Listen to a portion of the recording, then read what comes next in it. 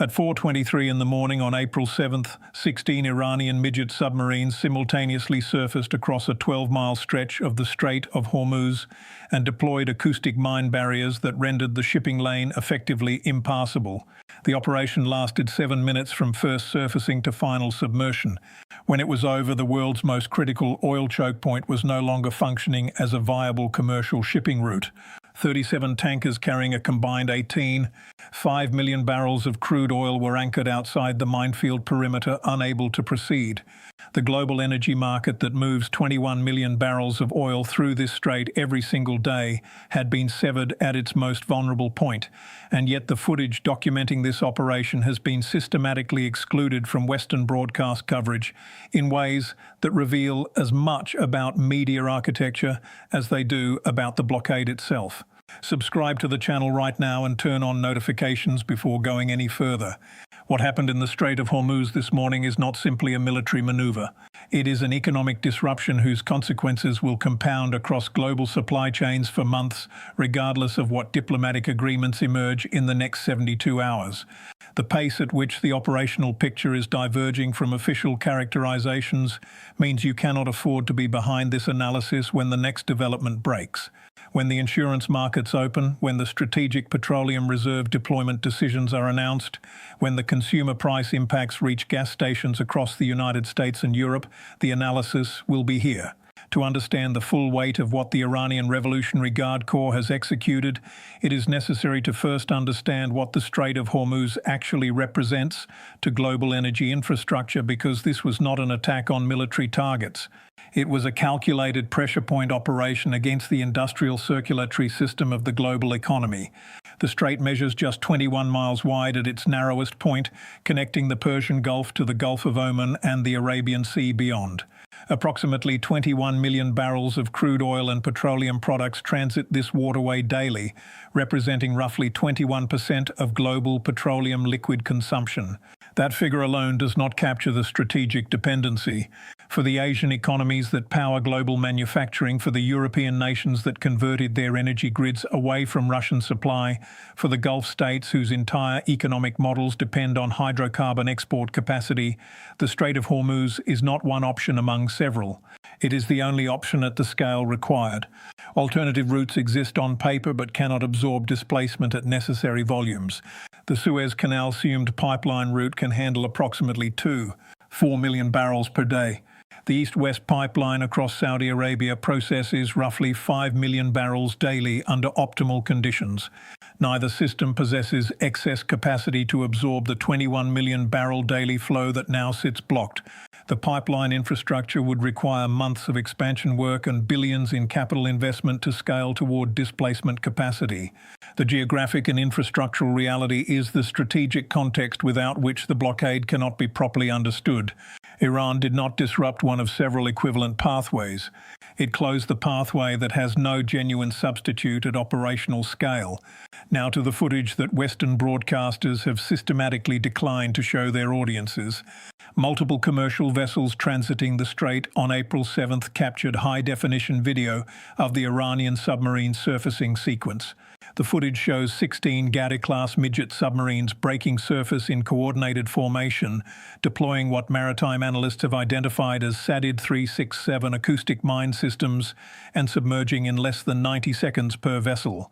The video quality is exceptional because the operation occurred during morning twilight with sufficient ambient light for clear visual documentation. Crew members aboard the Marshall Islands flagged tanker Pacific Destiny recorded continuous footage spanning 4 minutes and 18 seconds, showing 6 separate submarine deployments along the southern shipping lane.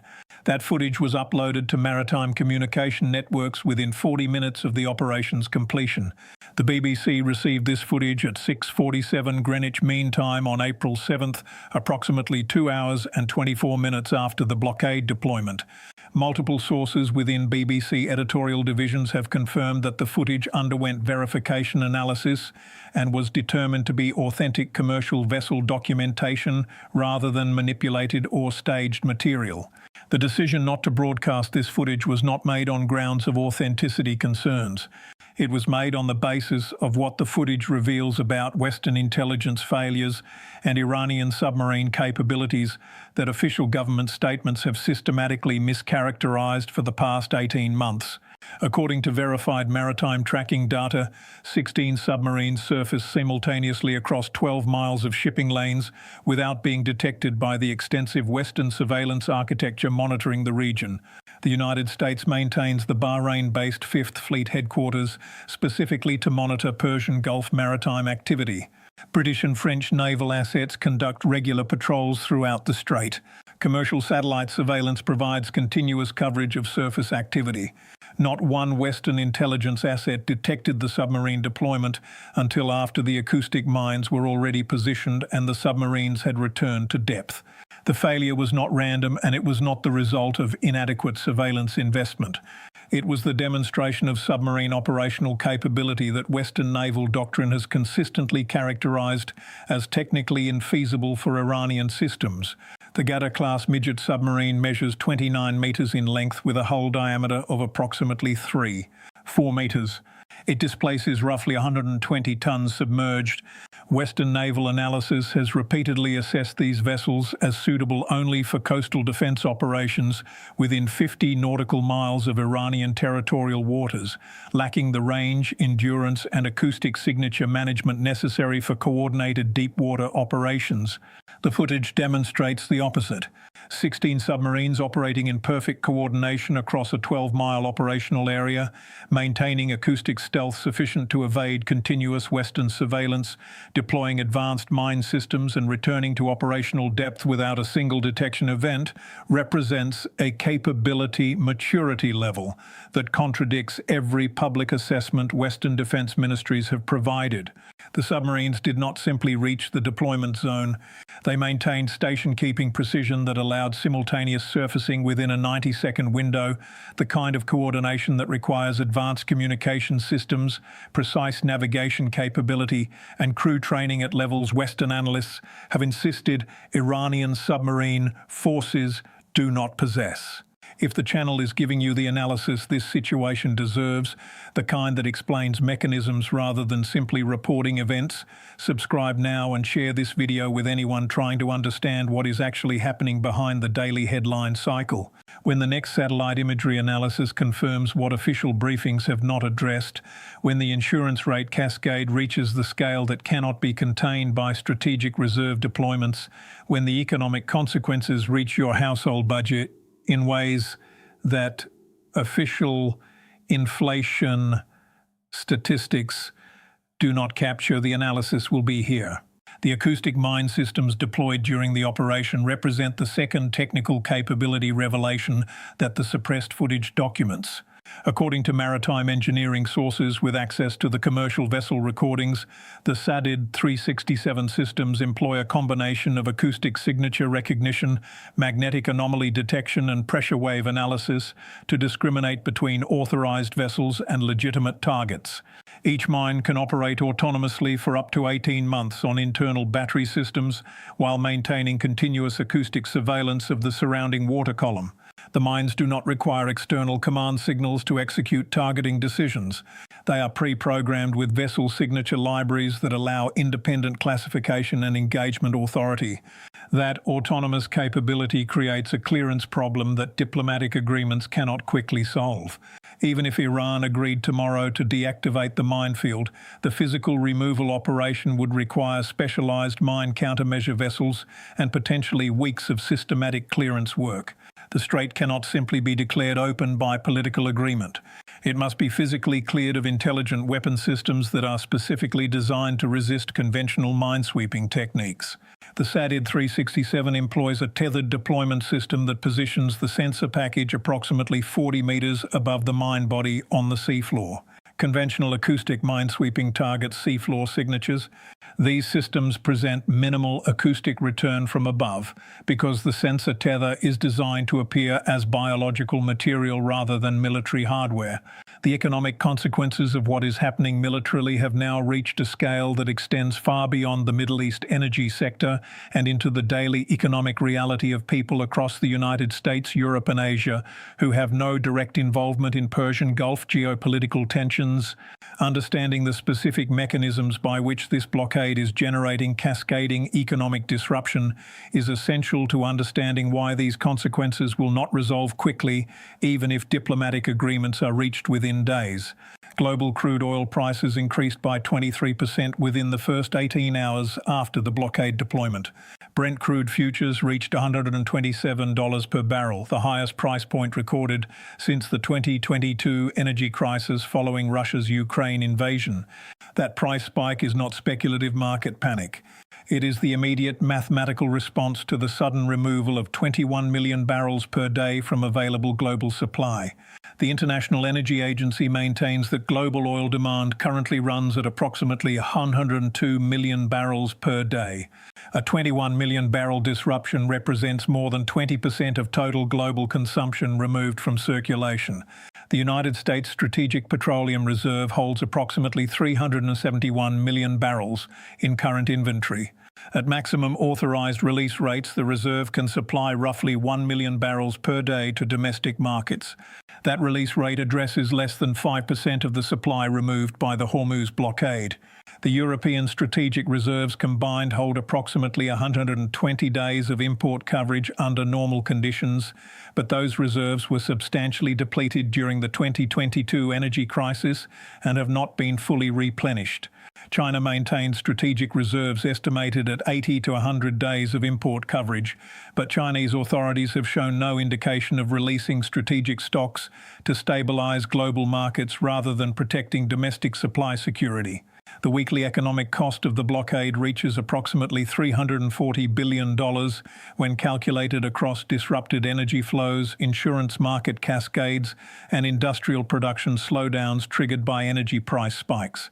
That figure breaks down into specific sectors that reveal how rapidly geopolitical military operations translate into consumer-facing economic consequences. Energy sector disruption accounts for approximately $180 billion per week in lost crude oil shipments at current market prices. Maritime insurance costs have increased by 400% for any vessel attempting Persian Gulf operations, adding roughly $40 billion per week to global shipping expenses that are immediately passed through to consumer goods pricing. Manufacturing slowdowns in Asian economies dependent on Gulf crude oil are generating approximately $90 billion in lost industrial output weekly as factories reduce production schedules to manage energy cost increases. The remaining $30 billion represents cascading impacts across aviation fuel markets, petrochemical feedstock supply chains, and emergency logistics costs. For American consumers, this translates directly into gasoline prices that have increased by an average of 87 cents per gallon in the 10 days since the blockade deployment. A household driving two vehicles approximately 12,000 miles annually at average fuel economy will spend roughly $780 more on gasoline this year if the blockade persists at current intensity. Heating oil costs for northeastern states have increased by 34%, adding approximately $620 to annual heating expenses for an average household. These are not hypothetical economic models. They are documented price increases that American households can verify at gas stations and heating oil suppliers across the country right now. The broader strategic question that emerges from assembling all of these elements is the one that defense policy analysts across the ideological spectrum are beginning to ask with increasing urgency. How did Iranian submarine forces achieve operational capability maturity that contradicts every public Western intelligence assessment while avoiding detection by the most sophisticated maritime surveillance architecture ever deployed? Both Western intelligence agencies and Iranian military commands are projecting confidence in their respective operational pictures. The battlefield reality suggests something considerably more complicated. The most significant submarine operation in the Persian Gulf's modern history arrived just days after Pentagon officials were publicly stating that Iranian submarine capabilities remained limited to coastal defense missions within restricted operating areas. That contradiction may be the most revealing data point of the entire incident. Either Western intelligence suffered a comprehensive failure in tracking Iranian submarine force development over multiple years, or the public characterizations of Iranian capabilities have been strategically inaccurate for reasons connected to defense budget authorization and alliance relationship management. Neither explanation is reassuring. If intelligence agencies fail to track submarine capability development at this scale, the failure indicates systematic gaps in collection priorities and analytical frameworks that extend beyond Iranian capabilities alone. If public characterizations deliberately understated Iranian capabilities, while internal assessments were more accurate, the question becomes why allied governments would choose to maintain public narratives that diverge so dramatically from operational reality. The suppressed footage sits at the center of this contradiction. Broadcasting the video would require Western media organizations to explain to their audiences why 16 submarines could surface simultaneously in the world's most monitored waterway without any prior Western detection. It would require addressing why official government assessments characterized Iranian submarine forces as incapable of executing exactly the operation the footage documents. It would generate questions about surveillance effectiveness, intelligence accuracy, and the relationship between public government statements and operational military reality that establishment media organizations appear reluctant to force into public discourse. The BBC's editorial decision becomes comprehensible within this framework. The footage is authentic, newsworthy, and directly relevant to understanding the most significant energy security crisis since 2022. It is also documentary evidence of capabilities that official sources have systematically denied. Broadcasting it would create immediate pressure for government officials to explain the contradiction between their public assessments and documented operational reality. That pressure would extend beyond the specific incident into broader questions about intelligence effectiveness and the accuracy of official threat characterizations that shape defense spending priorities and alliance commitments. Here is where the complete picture stands on day 11 of the Hormuz blockade. 21 million barrels of daily crude oil flow remain blocked by acoustic mine barriers deployed by submarine forces that Western intelligence characterized as incapable of conducting such operations. Global oil prices have increased 23%. American gasoline costs have risen 87 cents per gallon. Strategic petroleum reserves are being released at rates that address less than 5% of the supply disruption. Insurance markets have repriced Persian Gulf maritime risk by 400%. Western broadcast media has declined to show audiences the authentic footage documenting how the blockade was executed, despite possessing verified video that would substantially inform public understanding of both the military operation and the intelligence failures it revealed. Subscribe to the channel and turn on notifications. When the next development reaches the scale that official framing can no longer contain, when the economic consequences produce the political pressure that forces acknowledgement of what the suppressed footage shows, when the clearance operation timeline clarifies whether this disruption measures in weeks or months, the analysis will be here. Evidence first. What it means for your household budget always. This is documentation of the gap between official characterization and operational reality. Leave one question in the comments before you go. Can Western maritime surveillance architecture detect advanced submarine operations in critical waterways, or are we watching the assumptions underlying naval deterrence doctrine being tested by capabilities that official assessments have systematically underestimated? Every response gets read and considered. This is the analysis that explains what you are not being shown and why that matters to your daily economic reality.